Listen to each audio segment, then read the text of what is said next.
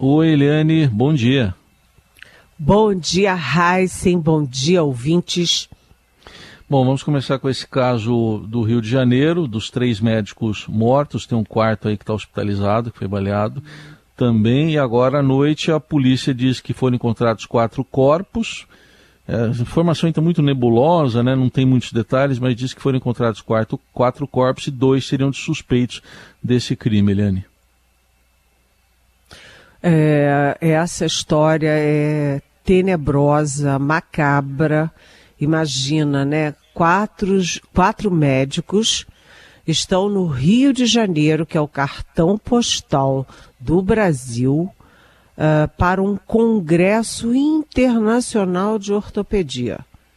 Né? Estão no Hotel 5 Estrelas, na beira da praia, e aí, naquele calorão, aquela bela praia, vão tomar uma cervejinha num quiosque. Aí para um carro, saltam os sujeitos e matam 3 dos 4 médicos e disparam 14 tiros no 4º médico que sobreviveu, que está sem ajuda de aparelhos, mas enfim, num estado delicado, né? 14 tiros. É uma história de arrepiar os cabelos. Isso mostra o quanto o crime organizado está dando um banho no Estado brasileiro, está ocupando territórios, está dando as cartas, está definindo quem morre e quem vive. É uma história arrepiante. Um desses médicos era irmão da deputada Sâmia Bonfim, do PSOL de São Paulo. E olha só, gente, todo mundo, na hora que aconteceu, todo mundo pensou a mesma coisa. Puxa vida, a Marielle e o Anderson assassinados a sangue frio, também assim, dar um monte de tiro, mata. Os 2 vão embora e tem 5 anos e ninguém sabe até agora quais foram os mandantes da morte, do assassinato de Marielle e Anderson. Essa história no Rio de Janeiro é assim, sabe, eu fico assim até, sabe, assim, perplexa ao comentar isso. E tem mais. A história, né, a linha mais importante, a linha principal de investigação é de que um dos médicos parecia muito com um sujeito de 26 anos, que tinha a mesma altura, mais ou menos o mesmo peso, a mesma calvície, a mesma barba, óculos parecido e tal, e que é procurado da polícia e que mora ali perto, filho de um grande miliciano do Rio de Janeiro. Alguém avisou a organização criminosa que este cidadão, esse criminoso, estaria ali. Esse criminoso que é de uma outra facção, de uma facção inimiga dessa. E aí, por causa disso, por causa de uma semelhança física, né, de um dos médicos, morreram 3 e o outro 4º está ferido. E essa história vai longe, porque ontem mesmo, né, a polícia já em ação descobriu 2 carros com 2 corpos dentro, e isso pode ter sido o quê? O tribunal do crime, né, matando os autores do assassinato. Ou seja, eram 4 assassinos e foram encontrados 4 mortos. A suspeita é de que todos os 4 eram os mesmos que assassinaram, por engano, os médicos no quiosque na Barra da Tijuca, no Rio de Janeiro. Isso é, sabe, assim, inacreditável, tem repercussão internacional, com alguns detalhes muito misteriosos. Se você tem 4.000 médicos num congresso internacional hospedados no mesmo hotel, como é que você não tem policiamento Não tinha polícia ali perto, não tinha nada. Outra coisa, como é que esse bandido mora ali pertinho, a metros, né, de uma delegacia de homicídios do Rio de Janeiro? Sabe, é tudo muito, muito inacreditável. Parece filme de quinta categoria. Isso precisa ser resolvido no Brasil. Heisen e ouvintes. Muito bem, a gente continua acompanhando as investigações, que agora está devendo. Tudo isso que a Eliane levantou precisa ser explicado e também a polícia explicar em que condições, né? 2 suspeitos são mortos. Fica até parecendo uma coisa, né, Eliane, sem querer ser leviano, mas tem que ser explicado para não ficar parecendo que é aquelas teorias de queima de arquivo, né, Eliane? Queima de arquivo. Inclusive já há reportagens hoje, Heisen, dizendo que houve uma reunião desse tal Tribunal do Crime para julgar os 4, né, e que foi nessa reunião que foi definido o assassinato, queima de arquivo primeiro e punição porque fizeram tudo errado, mataram as pessoas erradas, o crime ganhou visibilidade, a polícia está em cima, a Polícia Federal foi chamada, a Polícia de São Paulo foi chamada, a imprensa inteira está em cima. Então, você está dizendo 2, porque até agora tudo indica que já há até o nome desses 2 que você fala, mas na verdade a investigação é de que todos os 4 sejam os mesmos 4 que mataram ontem os médicos. Ou seja, queima de arquivo e punição por ter feito um trabalho sujo, que deixou rastros e que chamou os holofotes para a facção e o crime organizado no Rio. Vou trazer então novamente o nome dos 2, né, que até agora confirmados como suspeitos. A polícia identificou Felipe Mota Pereira, o Lesque, e Rian Nunes de Almeida. São esses 2 até agora identificados. E eu vou trazer então, Heisen, se você me permite, o nome dos ortopedistas.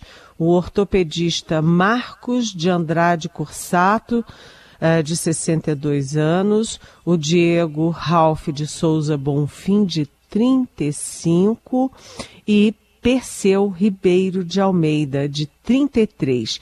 Esses foram os mortos, morreram no local. E o Daniel Proença, que teve esses 14 disparos e está internado no Rio de Janeiro e se recuperando aparentemente bem. O estado é estável. Muito bem. Eliane, temos também a Bahia como um cenário de muita preocupação. Até o ministro da Justiça, Flávio Dino, foi para lá. E Jequié, que é a cidade mais violenta do país, teve uma família inteira de ciganos, 6 pessoas mortas. Pois é, o ministro da Justiça e Segurança Pública, o Flávio Dino, estava na Bahia ontem, junto inclusive com o diretor-geral da Polícia Federal, o Andrei Passos, e o governo federal ofereceu 134 milhões de reais para combater o crime organizado na Bahia, porque na Bahia tem uma guerra de facções. Então é uma facção nacional que disputa terreno com facções locais na Bahia. É importante a gente frisar isso, né? Que a Bahia, né, tem o maior índice, não apenas de mortes por assassinato, né, índice de assassinatos, mas também tem o maior índice de letalidade de policiais e ficam na Bahia as 4 cidades mais violentas do país, né? A primeira é Jequié e depois mais 3, são as 4 mais violentas. E foi em Jequié, a cidade mais violenta de todo o país, que foram mortos ontem dentro de casa uma mulher grávida de 9 meses. outra mulher, 2 homens e uma criancinha de 4 anos de idade. Gente, isso é assim, de doer o coração. Era uma família cigana, aparentemente uma guerra entre ciganos. Mas olha, uma família inteira dentro de casa. E o pai já tinha sido assassinado também. O pior dessa história, o mais assim macabro, é que um dos médicos assassinados no Rio era de Jequié, o baiano Perseu Ribeiro de Almeida, de apenas 33 anos, ou seja, ele escapou na cidade dele e foi assassinado no Rio de Janeiro. É uma competição. Quem é mais violento, a Bahia ou o Rio? Né? E, na verdade, a violência graça no país inteiro. Análise política direto de Brasília com Eliane Cantanhede, agora para falar de uma cerimônia que lá no STF reuniu os chefes dos poderes, incluindo aí o vice-presidente Geraldo Alckmin, né? Lembrando que o presidente Lula está se recuperando ainda de cirurgia, mas tudo isso para celebrar os 35 anos da Constituição, num clima aparentemente de paz, mas as pautas anti-Supremo estão avançando no Congresso. Ainda assim, o presidente do STF destacou a simbologia da solenidade com a presença aí das cúpulas do Executivo, Legislativo e Judiciário durante a celebração dos 35 anos da Constituição. A gente vai ouvir o que disse o ministro Luiz Roberto Barroso. No 5 de outubro, que foi o dia da reconstitucionalização do Brasil, e acho que o dia em que o país mandou uma mensagem para o futuro: ditadura nunca mais. A Constituição de 88 fez o Executivo voltar ao seu tamanho normal, fez o Legislativo ocupar o espaço que verdadeiramente lhe pertence e produziu uma ascensão institucional importante, eu assim penso, do Poder Judiciário. E aí, Eliane, o que essa festa diz aí desse climão todo?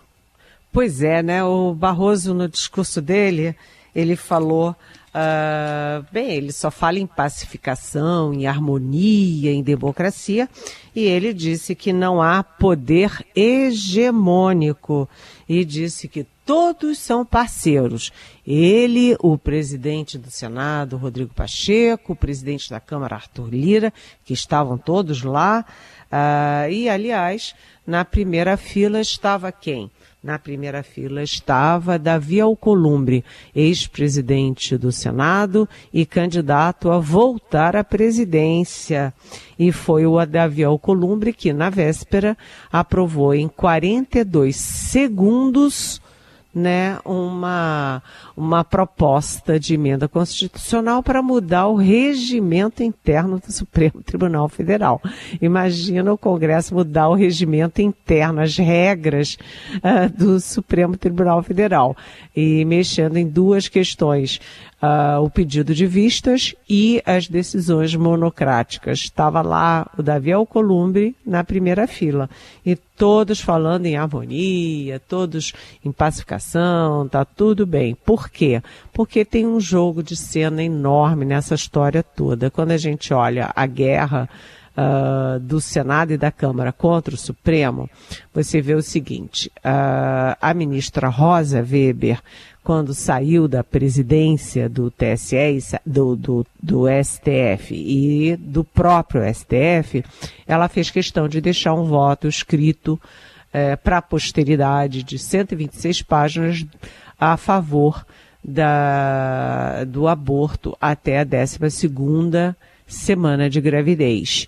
E, por causa disso, o Senado começou a reagir, a Câmara e tal, mas tanto o Supremo sabia que essa proposta do aborto não ia adiante agora, como o Senado sabia que não ia adiante, a Câmara também sabia que não ia adiante.